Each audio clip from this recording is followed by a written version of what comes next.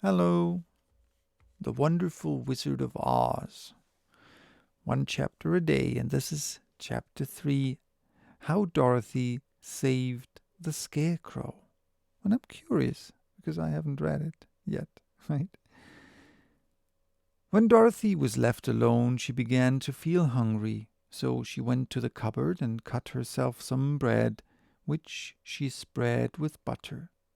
She gave some to Toto, and taking a pail from the shelf, she carried it down to the little brook and filled it with clear, sparkling water.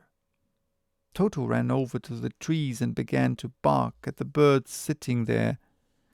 Dorothy went to get him and saw such delicious fruit hanging from the branches that she gathered some of them, finding it just what she wanted to help out her breakfast. Then she went back to the house, and having helped herself and Toto to a good drink of cool, clear water, she set about making ready for the journey to the City of Emeralds. Dorothy had only one other dress, but that happened to be clean and was hanging on the peg beside her bed. It was gingham, with checks of white and blue, and although the blue was somewhat faded with many washings, it was still a pretty frock. The girl washed herself carefully, dressed herself in the clean gingham, and tied her pink sunbonnet on her head. She took a little basket and filled it with bread from the cupboard, laying a white cloth over the top. Then she looked down at her feet and noticed how old and worn her shoes were. "They surely will never do for a long journey, Toto," she said, and Toto looked up to her face with his little black eyes and wagged his tail to show he knew what she meant. At that moment Dorothy saw lying on the table the silver shoes that had belonged to the Witch of the East. "I wonder if they will fit me," she said to Toto. "They would be just the thing to take a long walk in, for they could never wear out." She took off her old leather shoes and tried on the silver ones, which fitted her as well as if they had been made for her.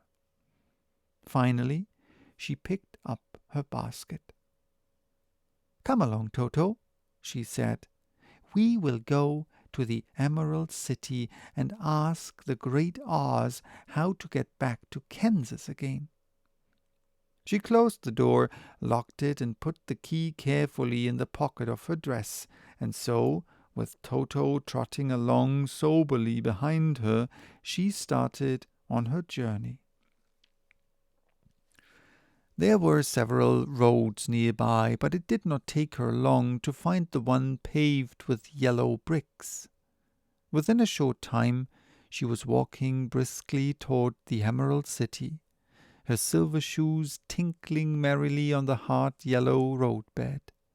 The sun shone bright, and the birds sang sweetly, and Dorothy did not feel nearly so bad as you might think a little girl would, who had been suddenly whisked away from her own country and set down in the midst of a strange land.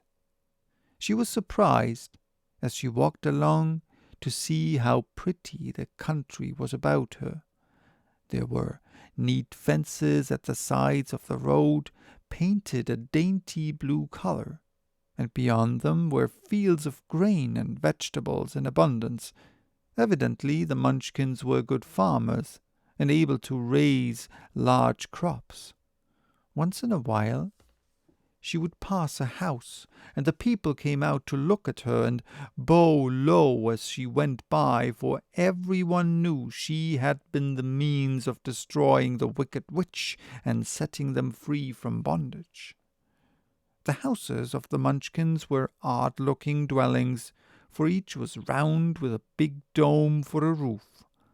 All were painted blue, for in this country of the East blue was the favorite color.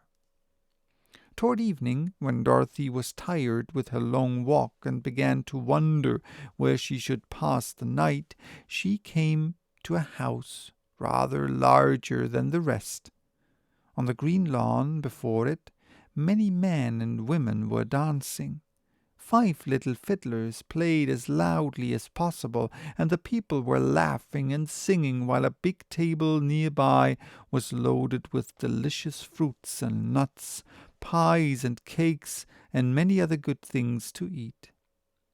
The people greeted Dorothy kindly and invited her to supper and to pass the night with them, for this was the home of one of the richest Munchkins in the land, and his friends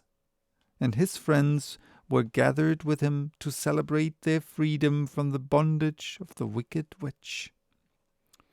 Dorothy ate a hearty supper and was waited upon by the rich Munchkin himself, whose name was Bock. Then she sat upon a settee and watched the people dance. When Bock saw her silver shoes, he said, "You must be a great sorceress." "Why?" asked the girl. "Because you wear silver shoes and have killed the wicked witch. Besides, you have white in your frock, and only witches and sorceresses wear white." "My dress is blue and white checked," said Dorothy, smoothing out the wrinkles in it. "It is kind of you to wear that," said Bock. "Blue is the color of the Munchkins, and white is the witch color. So we know you're a friendly witch." Dorothy did not know what to say to this, for all the people seemed to think her a witch, and she knew very well she was only an ordinary little girl who had come by the chance of a cyclone into a strange land. When she had tired watching the dancing, Bock led her into the house, where he gave her a room with a pretty bed in it. The sheets were made of blue cloth, and Dorothy slept soundly in them till morning, with Toto curled up on the blue rug beside her. She ate a hearty breakfast, and watched a wee Munchkin baby who played with Toto and pulled his tail and crowed and laughed in a way that greatly amused Dorothy. Toto was a fine curiosity to all the people, for they had never seen a dog before. "How far is it to the Emerald City?" the girl asked. "I do not know," answered Bock gravely, "for I have never been there. It is better for people to keep away from Oz unless they have business with him.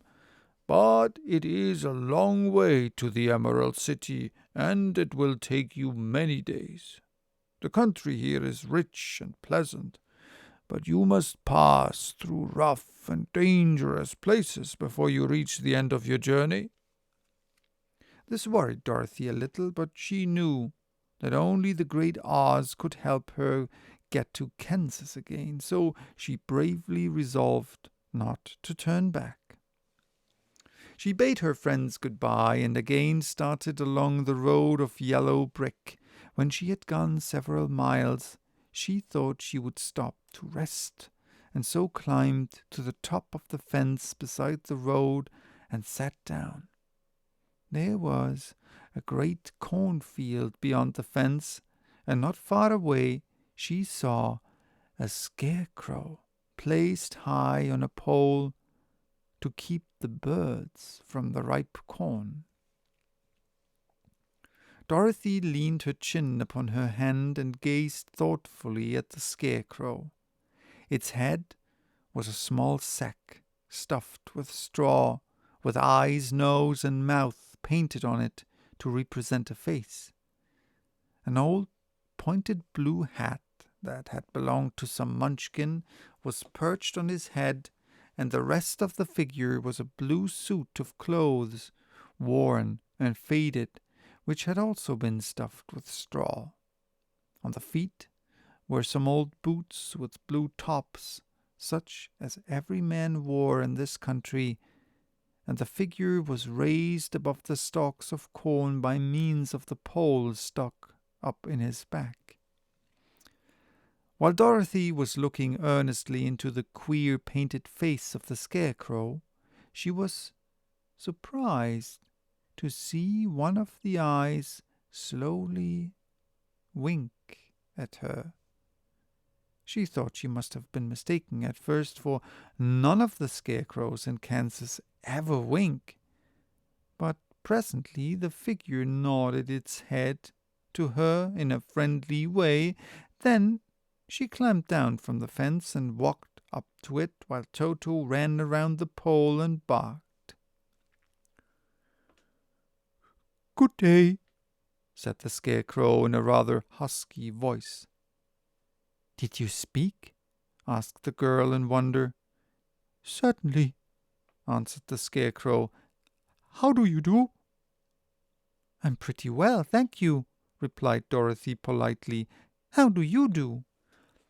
"I'm not feeling well," said the Scarecrow with a smile, "for it's very tedious being perched upon here night and day to scare away crows."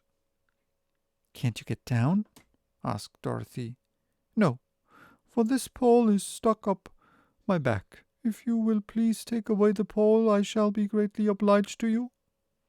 Dorothy reached up both arms and lifted the figure off the pole, for being stuffed with straw it was quite light. "Thank you very much," said the Scarecrow, when he had been set down on the ground. "I feel like a new man." Dorothy was puzzled at this, for it sounded queer to hear a stuffed man speak and to see him bow and walk along beside her. "Who are you?" asked the Scarecrow, when he had stretched himself and yawned. "And where are you going?" "My name is Dorothy," said the girl, "and I'm going to the Emerald City to ask the Great Oz to send me back to Kansas." "Where is Emerald City?" he inquired. "And who is Oz?" "Why, don't you know?" she returned in surprise. "No, indeed, I don't know anything. You see, I'm stuffed, so I have no brains at all," he answered sadly. "Oh," said Dorothy, "I'm awfully sorry for you." "Do you think," he asked, "if I go to the Emerald City with you, that Oz would give me some brains?"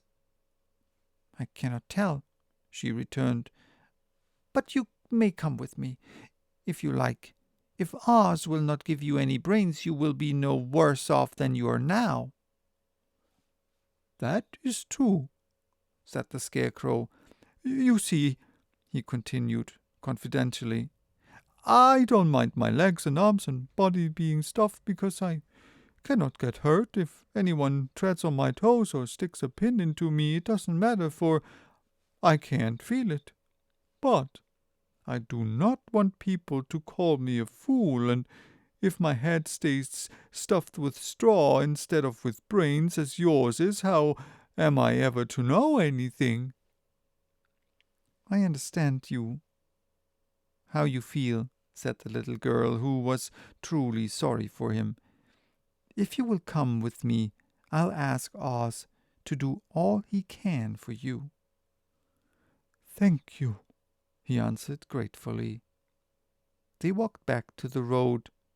Dorothy helped him over the fence, and they started along the path of yellow brick for the Emerald City. Toto did not like this addition to the party at first. He smelled around the stuffed man as if he suspected there might be a nest of rats in the straw, and he often growled in an unfriendly way at the Scarecrow. "Don't mind Toto," said Dorothy to her new friend. "He never bites." "Oh, I'm not afraid," replied the Scarecrow. "He can't hurt the straw. Do let me carry that basket for you. I shall not mind it, for I can't get tired." I'll tell you a secret," he continued as he walked along. "There's only one thing in the world I'm afraid of." "What is that?" asked Dorothy. "The Munchkin farmer who made you?"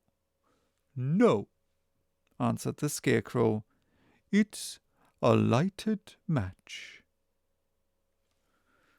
So, goodbye till tomorrow with Chapter 4.